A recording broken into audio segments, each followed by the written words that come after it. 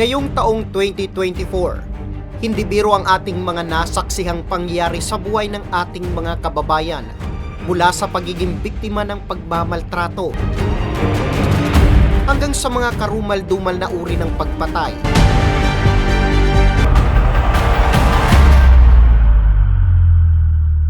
Pero yung si Daniel po, hindi naman po. Wala mo Na po siyang anong kasalanan ko sa'yo? Hindi ko akalain na pinagtulungan pala siya. Pinaglima sila ng swimming pool Pinaglibas. na ang gamit, balde. Kinausap ko po yung asawa ko sa yung hipag. Mayroon daw po silang relasyon. Oh. Ako yung alam. Hindi sa pinibigay sa akin.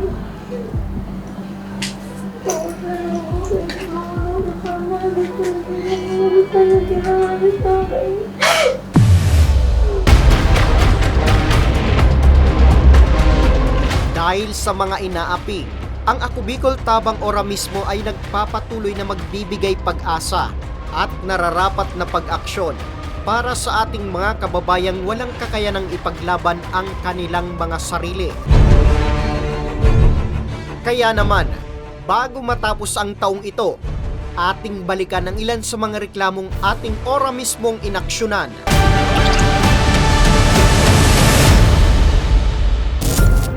Una na riyan, ang grade 12 student mula sa Barangay Kirapi, Castilla, Sorsogon. Ito'y matapos mapagtripang bugbugin ng kanyang kabarangay na isang criminology student. Lumapit po siya sa akin. Hindi ko naman po inaasahan na gano'n kasi nakangiti po siya nang lumapit sa akin. Doon ako sa part na yun. Tapos siya dito nakatalikod. Bigla na lang pumasok yung respondent tapos inupakan siya. Bigla na lang siya nanuntok. Doon po sa nakita nyo, eto pong si Daniel talaga po yung nagsimula. Oo, siya ang siya talaga ang umupak. O di yaon siya dyan. Di, arugaan ho. Sige ko, spirit arugaan mo. Ako di man sabi ko ako nindo, tamay tama. Tapos nagluwas na kami. Pero madugo na po siya. Madugo na, pati nga ni ako, ma'am. Nang pagsuntok sa iyo, inabangan pa ng tropa mo dyan sa sa labasan. Oo nga, pero kagrupo mo yun. Ako, ayaw ko sa inyo, kaya nagsusurog ako digdi. Abo ko sabihin sa inyo na surog ako digdi. Ang katotohanan talaga, kamo ang nag-umpisa kang pagbubuli kay Dingin. Kami po pa. Ang bigaan namin lang, nakusugan ng akin po. Kung ang barkada niya may ginibo, hindi naman nagmamangso. Damay siya, katrupa niya ito. Katrupa niya yan. Kasabay ang pangyari kang sinuntok si Daniel kang nibunga, yung barkada mo, doon mismo sa away niyo. Sala ito napigay Buninda. Alin po yung mali? Dapat, dahil na sila nakaabot sa pagradyo muna, tadaymi man siya pinabayaan. Kaya lang hindi daw kasi umaharap itong si Daniel. Magaba ko man ako si Daniel, pero sa pamilya, hindi ako naniswede. Huwag natin paabotin sa labas. So nakikiusap po si Lolo na kung pwede daw kung iharap sa inyo si Daniel, maaari bang maayos pa kayo? So desidido na kayo. Paano po kung hindi lang yung sugat yung natamo ng anak ko? Kung nabulag siya, maibabalik ba po yun ang sawa ko yun? Kami dito sa barangay, kung ano ang desisyon nyo, yun ba masusunod? Gusto ko pong maano siya sa ginawa niya kasi Makasuhan. Opo, kasi Ayun, po, okay. kung magpapabayad po kami, gagawin niya na naman uli po yun. Oo, at baka sa iba pa. Opo, sa Okay. iba. Personal na sinama ng Tabang Ora mismo team ang biktima at ang nanay nito upang formal na makapagsampa ng reklamo laban sa suspect. Pag natapos na po siya makuha na ng salaysay, pwede na po siya dalhin sa prosecutor's office para doon i-file yung reklamo. So nakikita namin na pwedeng ikaso doon sa suspect is physical injury. Ang sarap-sarap po sa pakiramdam, parang nabunutan ako ng tinik. Maraming salamat po kay Congressman Saldi at sa inyo po. Sa lahat po ng tumulong po sa Ako Bicol Tabang Center. Maraming salamat. Sa ngayon ay tuluyan ng naisampa ni Nanay Marieta ang kaso laban sa criminology student na nanakit sa kanilang anak. Magsilbi sana itong leksyon sa lahat ng kabataan na hindi tamang idaan sa dahas dahil may batas na uusig sa'yo sa bandang huli. 4 sa noo, 4 na tahi. Hanggang sa ibaba ng kilay mayroon. Sa likod ng tainga, talagang ibang klase ang gumawa nito sa kanya. Bigla akong nanlumo. Samantala, mula naman sa Barangay Kabangan, Legazpi City, kalunos-lunos naman ang sinapit ng isang 75 years old na lolo mula sa kamay ng kanyang kapitbahay. Matapos din itong bugbugin dahil lang sa paghingi nito ng isang kapirasong yosi.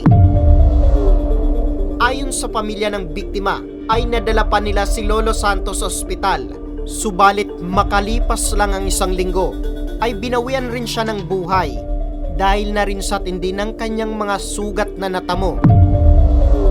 Bakit sinaktan ni Ronnie yung papa mo? Yung sabi niya sa amin na bad trip na daw siya kay Papa kasi pabalik-balik na daw po sa kanila na nagiinom sila. Bakit daw pabalik-balik? Kasi daw po sabi humihingi daw po sa kanila ng sigarilyo yung Papa ko. Okay, Tapos, nagsisigarilyo ba itong papa mo? Opo, nagsisigarilyo po siya. Nung mangyari po ba ito, nakainom ba yung tatay niyo? Opo, nakainom po siya pero hindi na po siya talagang lasing na lasing.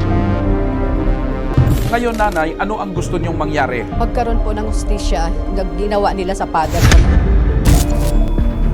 Pinuntan din namin ang 2 suspect na di umano ay nambugbog sa senior citizen. Pero marin nilang itinanggi ang paratang sa kanila. Hindi naman po siya pinagtulungan, madam.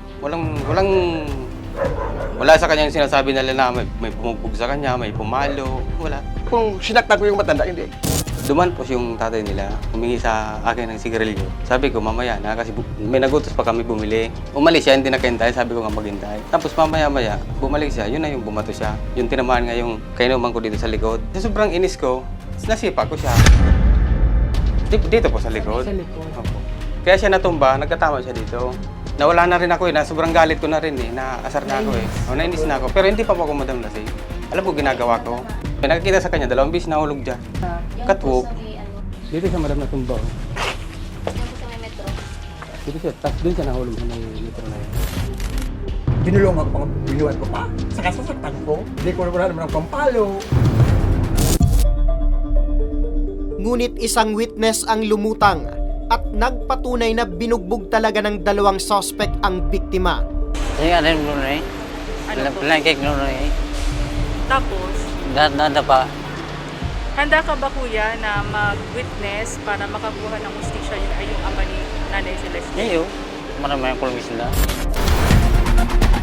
Dahil dito ay ora mismo rin nating tinulungan ang naiwang pamilya ng biktima upang masampa ng kaso sa korte ang 2 tinuturing na suspect. Ang murder po, ang penal po ng murder is capital penalty po yun, yung reclusion perpetua. Sobrang sakit ang nararamdaman ko. Sakit at galit ang naghahalo. Yan ang nararamdaman ko ngayon. Dahil nga sa namatay siya sa ganitong paraan.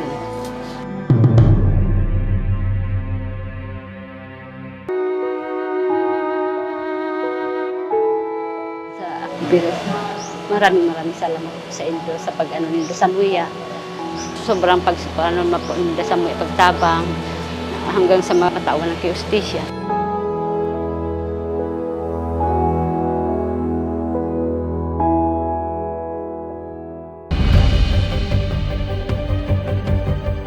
Isa rin sa layunin ng Ako Bicol Tabang Ora mismo ni Congressman Saldico ay ang matulungan ng ating mga kababayang OFW na nakakaranas ng pangmamaltrato ng kanilang mga amo. Katulad na lang ng sinapit ni Donabel na isang domestic helper sa Saudi Arabia. Ayon sa kanya, bukod sa pagiging kasambahay, ay ginagawa daw siyang kargador ng kanyang mga amo. Mga nakaraan po, bihira namin siyang makontak gawa ng kinukuha sa kanila ang cellphone. Sa loob ng 1 linggo, pinapagamit sila ng cellphone 1 beses, 5 minutes lang. Kaya nag-aalala kami, bakit hindi namin nakukontak? Pinabubuhat sila ng tubig sa galon na malaki, tapos makinahon na prutas. Ang isa pa po doon, yung pinaglima sila ng swimming pool. Pinaglibas? Na ang gamit, balde. Ayon kay Elmer, ang mister ni Donabel. Wala raw silang nakuwang suporta sa local recruitment agency ng kanyang asawa. Sinubukan rin naming tawagan ng agency, ngunit hindi sila nagbigay ng kahit anumang pahayag. May plate na daw siya ngayon na pitya 12. Ang problema po doon, bakit pa kailangan kunin yung perang inilalaan niya para madala sa amin? Bakit pumayag yung asawa mo sa ganong setup? Yun daw po ang ginagawa doon sa yun daw po ang kailangan gawin para kaysa nga po mag-produce kami ng pambili namin ay wala naman kami talaga ibinigay na rin po niya. Kaya naman ang reklamo ni Elmer ay hindi nating pinalagpas. Noong araw ding yon ay tinawagan natin ang tanggapan ng Overseas Worker Welfare Administration o OWA. Na-establish na ang may problema ay ang employer at ang at fault ay ang employer. Obligasyon niya na sagutin ang cost of repatriation ng OFW. Para kung ano man po yung mga dapat na maibigay sa OFW ay mahabol po natin. Na dapat kung ano yung stipulated sa contract at ano yun lang na agreement, yun lang dapat din ang trabaho ni worker. Mayroon kaming programa for distressed and repatriated workers. May livelihood assistance po kami na ibinibigay. May 20,000 siya na ma-receive po work sa amin sa opisina para sa livelihood package na po. Makalipas lang ang isang linggo, ay isang magandang balita nang ipinabot sa aming programa ni Elmer. Dahil ang kanyang may bahay na si Donabel, makakauwi na ng Pilipinas. Pagdating ni Donabel sa airport, ay inihatid na rin namin siya sa kanilang bahay. Mainit na yakap ang sumalubong sa kanya mula sa kanyang pamilya. Ang lungkot at pangangamba ay napalitan na ng saya. Amin ring inimbitahan sa aming programa ang dalawa. At dito personal na sinalaysay ni Donabel sa amin ang kanyang naging karanasan sa loob ng 4 na buwan sa Saudi. Mga kamag-anak nung amo ko, pinapagawa na mabibigat, ganun. Tapos overwork na, tas wala pang kain. Pas po ng basta alauna po ako natutulog. Ng alas madaling 10. araw. Anong oras ka nagigising nag-umpisa? Alas 5 po ng alas 5 madaling ng araw. umaga? Ang hirap po, malaki nga yung sweldo pero yung katawan mo naman hindi po kaya yung trabaho dun. Kasi halos lahat pinapatrabaho sa'yo kahit yung pagmimit sa bahay na may mga sira, ikaw pag-aayusin, ganun. Ang sabi lang po dun, 2 lang po ang anak. Dalawa lang ang Pagdating ko po dun, 5 pala. Tapos, di ba sabi po, ang mga needs mo, kailangan nila, hindi po. Ako po bumibili ng pagkain ko. Ako po ay nagpapasalamat sa OWA, lalo na po sa Tabang Ora mismo, ako Bicol. Kung hindi ako lumapit sa kanila, baka siguro matatagalan pa ang pag-uwi ng asawa ko. Maraming salamat po sa Tabang Ora mismo dahil nakauwi po ako ng maayos at ligtas sa aking pamilya. Ano man ang hirap na pagdaanan, malayo man o malapit, kung matibay ang pagmamahalan, ay walang distansyang malayo upang maging buo ulit ang pamilyang nagbilang ng araw at gabi upang magkatagpong muli. Mula sa problema ng ating mga kababayang OFW, dumako naman tayo sa problema ng mag-asawang naghiwalay dahil sa pambababae ng kanyang mister. Ang masaklap, ang kanyang karibal sa pagmamahal ng kanyang mister ay ang kanyang hipag. Kinumpronta mo ba or kinausap mo ba yung mister mo at saka yung hipag mo? Kinausap ko po yung asawa ko sa kayong hipag. Anong sabi mo sa kanila? Sabi ko sa kanila na itigil na po yung mga Hindi, pero kalokohan. tinanong mo muna sila kung mayroon talagang nangyayari. Anong sabi? Mayroon daw po silang relasyon. Oh, may relasyon. Inamin nila sa'yo. Tapos, nung inamin sa'yo, ano na pong sinabi mo? Tapos, ano naman yung sagot nila nung pagsabi mong itigil na? Sabi nung babae po, yung hipag ko, sabi, titigilan na lang daw po. Oh, pero, hindi tumigil. Hindi po. O ito logang matindi partner. Oo. Nang dahil sa pag-ibig. Hamakin ang lahat, Oo, partner. masunod lamang yung pag-ibig. Masunod lamang Alan. yung pag-ibig at kalimutan kung ano yung nasa batas. Bakit mo naman ipinagpalit itong si Manilyn dyan kay Gemma? Ewan ko po sir kasi ito na nangyari. Sino bang mas maganda sa kanila, Alan? Yung totoo. Wala naman po sir maganda. So, matanong ko lang, Alan, kasal ka ba dito kay Manilyn? Opo sir. Okay. At yung kasama mo ngayon na hipag mo, kasal din sa mister niya? Opo. Ayun. Alam mo bang illegal at bawal yan? Opo, sir. Alam ko po, sir. Maliban pa rito, ay isa pa sa nirereklamo ni Manilyn sa kanyang asawa, ang hindi pagbibigay ng sapat na sustento. Ang ibinibigay daw kasi ng kanyang dating mister ay hindi naman sumasapat sa pag-aaral ng kanilang dalawang anak. Ang 5 po na pinapadala ko dyan per week, sa estimate po, tama lang yan kasi elementary pa naman yan eh. Kaya pinag-iipunan ko yung paglagi niyan, pagkaalis niyan. So sa Kaya tingin hindi mo, ko pinapad- sa tingin mo Alan, yung 6,000 isang buwan ay sapat? Eh, may bigas pa yan, sir eh. May bigas pa maliban sa 6. Upang malinawan ng mag-asawa para sa kanilang problema, kinausap na namin si Attorney Gisela Quiamno, ang public attorney ng Legazpi City District Office 2. Dito ay ipinaliwanag ni Attorney Quiamno ang karapatan ni Manilyn bilang legal na asawa.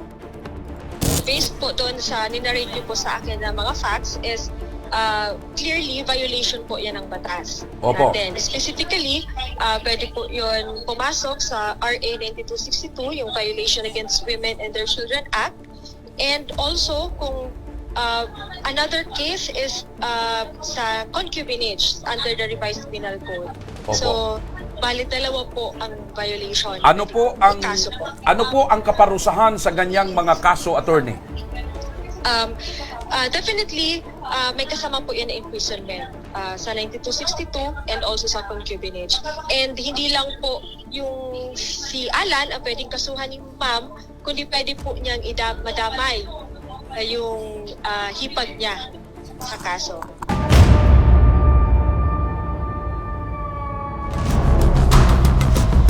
Bukod sa problema sa mag-asawa, ay isa rin sa ating natulungan ang 16 na taong gulang mula sa Cainta Rizal na paulit-ulit umanong pinagsamantala ng kinakasama ng kanyang ina. Ang isang insidente ng muntikan ng pangalay sa dalaga, nakunan pa ng cellphone video. Dahil dito, ay humingi na sila ng tulong sa Ako Bicol Tabang Ora mismo ni Congressman Saldico. Madaling araw po yun, magpa-5. Nakita ko po yung asawa ko na habang katabi po yung anak kong si Richelle, na nahawakan po yung ari niya, ng anak kong si Richelle. So, Hindi ka napansin ng mister mo? Hindi niya nahalata na nandoon ka na? Nagbibideo ka na? hindi niya po nakita kasi po, nakatalikod po siya noon. Nakaharap po siya doon, tinitingnan niya po yung ari ng anak ko habang hinawakan niya po. Grabe ito. Dati po, nabanggit niya na po yun sa akin na ano nga daw yung papa niya, inano siya. Pero po, ngayon lang po, siya ako naniwala, nakita ko po sa mata ko po mismo. Ang aming team, mabilis na kumilos para i-rescue ang 16 na taong gulang na dalagita at ilayo sa poder ng kanyang amain. Kasama ang team ng MSWDO ng Calabanga sa Camarines Sur, ay agad kaming tumulak papuntang Cainta Rizal. Pagdating namin ng Cainta Rizal, ay agad kaming tumungo sa tanggapan ng MSWD office. Ngunit kasama ang palad, ay umatras ang ina ng biktima na magsampa pa ng kaso laban sa kanyang asawa. So, nung mag-receive po namin yung kanyang assessment report na i-discuss po nila ma'am, talaga pong nakipag-coordinate po kami para dumating po yung araw na ito na ma-release po. So pagdating po doon sa kanyang case, naka-filed naman po yung case niya. Naka-attend po sila ng preliminary investigation. Dumating po yung point na ayaw po talagang gusto pong iurong yung kaso. Kaya lang sabi po ni at that time, akong tignan mo kasi ako yung apektado.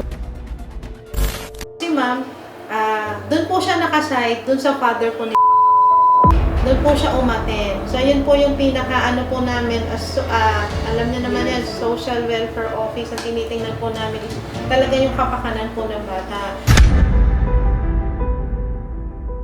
Dito na hindi napigilan na bumuhos ang luha ng dalagita.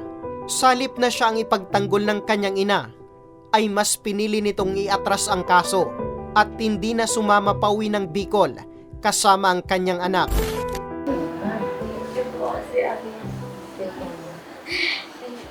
Sumusuporta ng bata kasi si mama lang. Ako yung ano, yung gusto nilagay sa akin.